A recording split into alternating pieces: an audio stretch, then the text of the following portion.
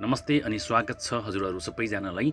म राजगुरुङ सानुको तर्फदेखि मैले आशा लिएको छु हजुरहरू जहाँ हुनुहुन्छ, जस्तो अवस्थामा हुनुहुन्छ, सबैजना सकुशल आरामै अनि सेफ हुनुहुन्छ होला भन्ने मैले पूर्ण रूपमा आशा लिएको छु। आज म हजुरहरू समक्ष खुसी के हो र सुख के हो यही टपिकलाई आधार मानेर यही विषयवस्तुलाई अँगालेर मैले हजुरहरू समक्ष मैले जानेको, मैले बुझेको कुराहरू हजुरहरूलाई सेयर गर्न गइरहेको छु। मलाई आशा छ त्यो पनि हजुरहरूले यो सुनिसकेपछि, यो हेरिसकेपछि हजुरहरूले पक्कै पनि मेरो यो सानो प्रयासलाई हजुरहरूले सेयर गरिदिनुहुन्छ र कमेन्ट गरिदिनुहुन्छ भन्ने मैले पूर्ण रूपमा आशा लिएको छु है त। र हजुरहरूमध्ये कसैले मेरो च्यानललाई सब्सक्राइब गर्नुभएको छैन भने त्यो पनि मैले आशा लिएको छु हजुरहरूले गर्नुहुन्छ होला भने। यही सुख के हो र खुसी, हामीलाई कुन चिजले खुसी तुल्याउँछ र हामीले सुख कहाँदेखि प्राप्त गर्न सकिन्छ भन्ने कुराहरू कतिपय ठुला दार्शनिकहरूले, ठुला सफल व्यक्तिहरूले, बुद्धिजीवीहरूले इत्यादि मानिसहरूले हरेक माध्यमबाट यो कुराहरूलाई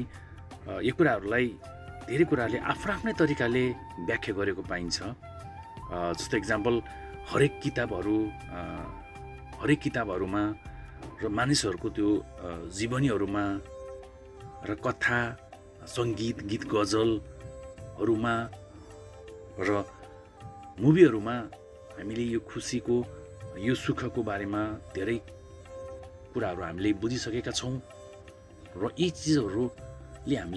चिजहरूले हामीलाई कस्तो किसिमको एउटा प्रभाव पारेको हुन्छ र कस्तो किसिमको खुसीले र कस्तो किसिमको सुख हामीले कताबाट र कसरी प्राप्त गर्न सकिन्छ भन्ने कुराहरू हामीले बुझ्दै आएको छ।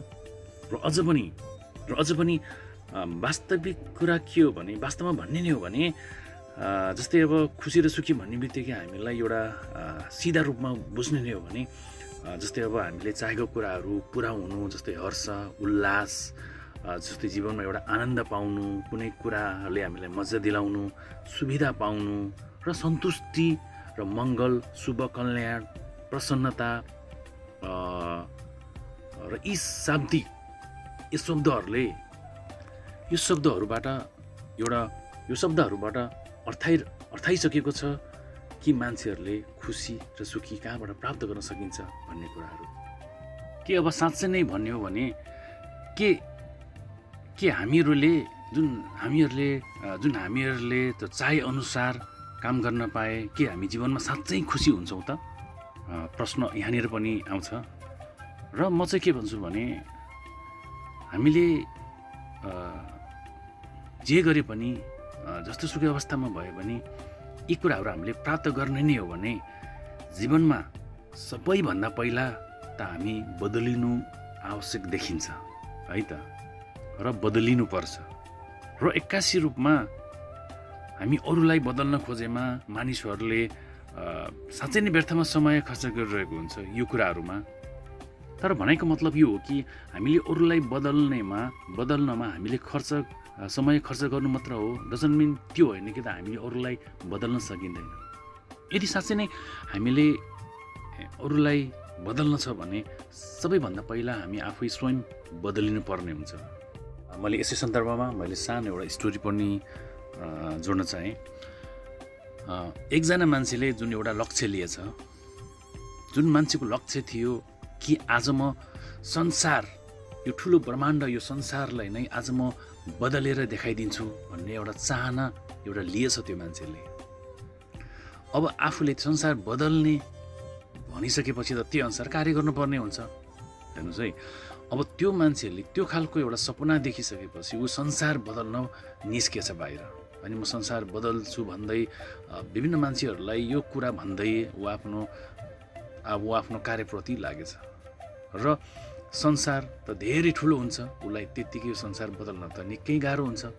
अनि यही अर्थ उसले अनुभव गरेर सबै कुराहरू बुझ्दै जाँदा उसलाई अनुभव भयो, होइन संसार धेरै ठुलो रहेछ, मैले संसार बदलिन अलिक गाह्रो हुँदो रहेछ, म पहिला त म आफ्नो देश बदल्छु, त्यसपछि मात्र म संसार बदल्छु भन्ने सोचले ऊ फर्केछ र फर्किँदै ऊ आफ्नो देशतर्फ लागेछ। पहिला म देशलाई बदल्छु भनेर, त्यसपछि उसले आफ्नो सोच बदलेर देशतर्फ उसको ध्यान गएछ र देशलाई उसले बदल्न लागेछ। त्यही अनुरूप उसले जस्तो संसारलाई उसले बदल्न गाह्रो एउटा फिल गरेको थिएँ, त्यसरी उसलाई देश बदल्न पनि उसलाई त्यत्तिकै गाह्रो भयो होइन। मलाई देश बदल्न पनि मलाई मुस्किल हुँदैछ र योभन्दा पहिला मैले देशभन्दा अगाडि मेरो आफ्नो ठाउँ बदल्छु भन्ने एउटा सोच बनाएछ। त्यसै रूपले एवमृतले आफ्नो ठाउँतर्फ फर्केछ र आफ्नो ठाउँलाई सबैभन्दा पहिला आफ्नो गाउँ बदल्न लागेछ।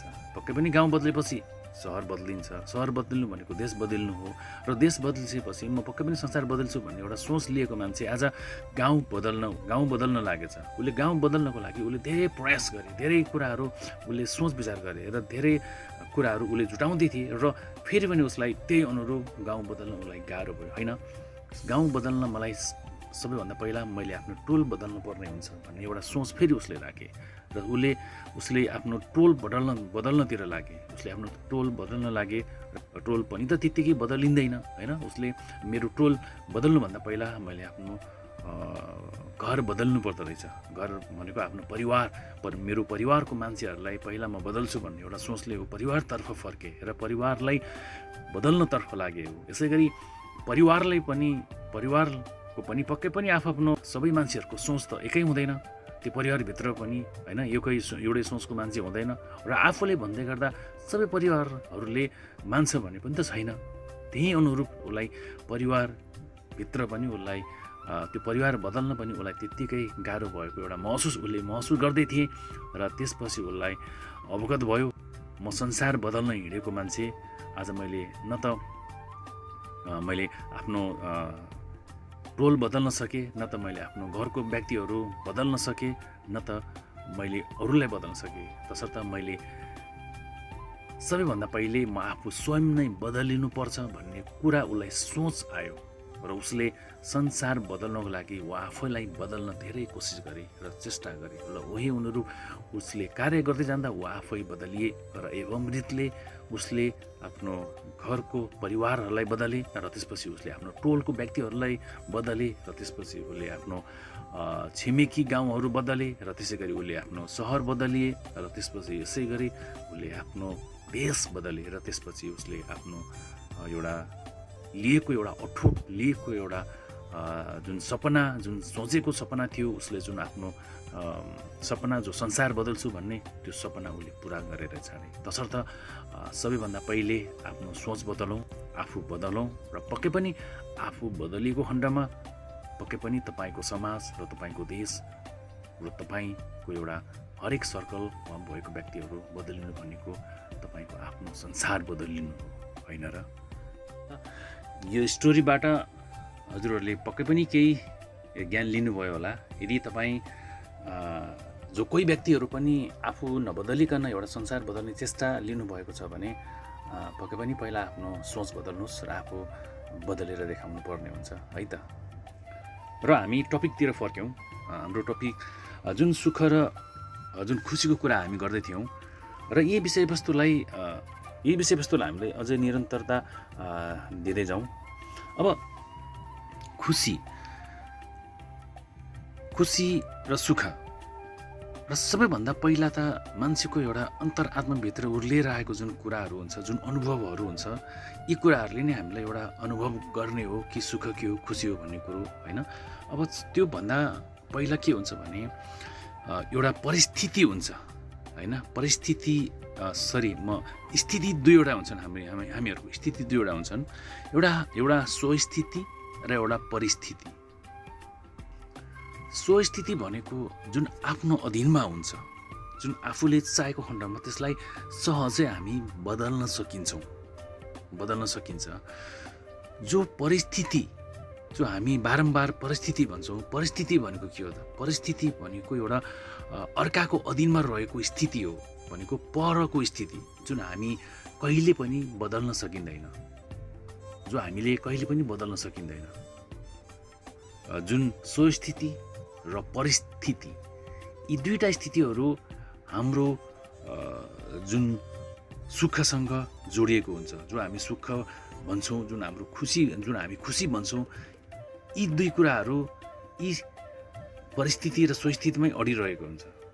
तसर्थ आफ्नो स्वस्थितिलाई बदल्ने चेष्टा गरौँ र त्यो बदल्ने चेष्टा गर्दै गर्दा परिस्थितिसँग पनि एउटा आधार मानेर हामीले सोही कार्य गर्दै गऱ्यौँ भने पक्कै पनि हामी खुसी र सुखी हुन्छौँ। र अर्को कुरा के हो भने जुन हामी सुख भन्छौँ, सुख र जुन खुसीको यहाँनिर फरक पनि छ। सुख भनेको जुन हामीले संसारमा जति पनि एउटा भौतिक चिजहरू छन्, जुन भौतिक पक्षहरूसँग जोडिएको हुन्छ, त्यसबाट हामीले खुसी सुख पाउँछौँ। जस्तै जुन मानव निर्मित, जुन हामीले छुन सकिन्छ, जुन हामीले एउटा मापन गर्न सकिन्छ, ती चिजहरूबाट हामीले सुख प्राप्त गरिन्छ। इक्जाम्पल जस्तै सुन, चाँदी, हिरा, जस्तै पैसा, घर, होइन, ठुला ठुला बिल्डिङ अनि बङ्गलाहरू, यी मानव निर्मित यी इत्यादि कुराहरूले हामीलाई जीवनमा सुख दिन्छ।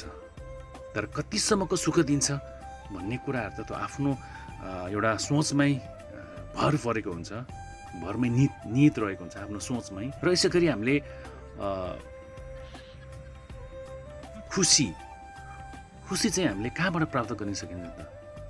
जो भौतिक पक्षसँग जोडिएको हुन्छ, जसलाई हामीले देख्न सकिँदैन, जसलाई हामीले छुन सकिँदैन, जसलाई हामीले एउटा कुनै पनि आधारले एउटा मापन गर्न सकिन्न। यी कुराहरूबाट हामीले एउटा खुसीको एउटा अनुभव गर्छौँ। जस्तै इक्जाम्पल ज्ञान, शिक्षा, अनुभव, एउटा सोच, यी कुराहरू भनेको हामीले देख्न सक्दैन, न त यी कुराहरू मानव निर्मित नै हो, होइन? त्यही हुनाले मानिसहरूको एउटा सोच र एउटा अनुभवहरू भनेको एउटा बौद्धिक पक्षसँग जोडिएको हुन्छ, जसले हामीलाई खुसी दिन्छ। र हामी प्राय एउटा विश्वास केमा गर्छौँ भने हामी प्राय भौतिक कुराहरूमा मात्र हामी विश्वास गर्छौँ कि फलानाको कति ठुलो घर छ, मेरो छिमेकीको कति ठुलो एकदम महँगो कारहरू छ, र उसँग कति ब्याङ्क ब्यालेन्सहरू छ भनेर हामी त्यो कुराहरू, बाहिरी कुराहरू मात्र हामी एउटा विश्वास गर्छौँ। जुन भित्री रूपमा जुन आफ्नो बौद्धिक पक्ष हुन्छ, जुन एउटा ज्ञान, शिक्षा, अनुभव, यी कुराहरूलाई हामी विश्वास गर्दैनौँ भन्दा पनि यी कुराहरूलाई हामीले सिरियसली लिँदैनौँ। ताकि जुन कुराहरू न त मानव निर्मित हुन्, न त भगवानले नै यसलाई बनाएको।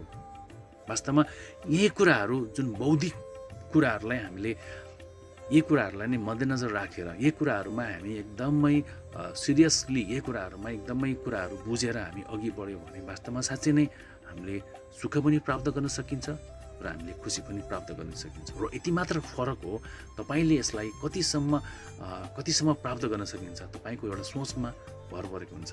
र आजसम्म जति पनि मान्छेहरू छन्, वास्तवमा जति पनि मान्छेहरूले खुसी पाएका छन्, खुसी भएका छन्, जति पनि मान्छेहरूले सुख पाएका छन्, तर संसारमा सुखी पनि हुने र खुसी पनि हुने वास्तवमा मान्छेहरू कमै होला।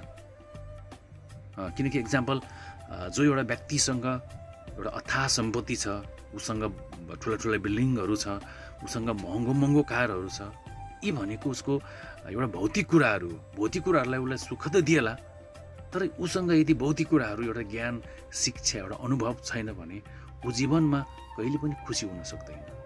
र त्यसकारण कुराहरू हामीलाई विश्वास लाग्दैनौँ, जुन कुराहरू हामीले मापन गर्न सक्दैनौँ, जुन कुराहरू हामीले देखिँदैनौँ नि, वास्तवमा त्यही कुराहरू नै जीवनको एउटा महत्त्वपूर्ण पक्ष हो, जो खुसीसँग जोडिएको हुन्छ। भौतिक कुराहरूको तुलना हामी कमै मात्र विश्वास गर्छौँ नि, वास्तवमा यी भौतिक कुराहरूले नै एउटा सामान्य मानिसलाई एउटा महान मान्छे बनाउँछ। त्यसकारण तपाईँ आफू कति खुसी चाहनुहुन्छ र कतिसम्मको सुखलाई तपाईँ सुख मान्नुहुन्छ, र तपाईँ सन्तुष्टि मान्नुहुन्छ, तपाईँ आफूमा निहित रहेको हुन्छ। तसर्थ यो खुसी तसर्थ यो तपाईँको जीवनमा जति पनि आइरहेको र जति पनि आउने खुसी र सुखको यो कहिले नटुङ्गिने यो अनवरत रूपले अगाडि बढिरहने यात्रालाई तपाईँ कतिसम्म कहाँसम्म लैजान सकिन्छ यो तपाईँ आफैमा भर पर्ने हुन्छ र तपाईँ आफ्नै सोचमा निहित रहेको हुन्छ। अब यसैलाई नै एउटा अर्को अर्थमा पनि भनौँ, आजसम्म तपाईँको जीवनमा कुन चाहिँ जस्तो त्यो भौतिक चिजहरूले तपाईँलाई कतिसम्म एउटा सुखी बनाइरहेको छ र यसै गरी तपाईँको जीवनमा कुन चाहिँ त्यस्तो एउटा बौद्धिक ज्ञान जुन तपाईँले एउटा खुसीको एउटा अनुभव गरिरहेको छ। अब होइन, यी दुई चिजहरूको एउटा सन्तुष्टको एउटा केन्द्रबिन्दु अब कहाँसम्म हो र कहिलेसम्म हो तपाईँ यो आफैले अनुभव गर्ने कुरो हो। धन्यवाद। यहाँहरूको दिन सदैव जय होस्।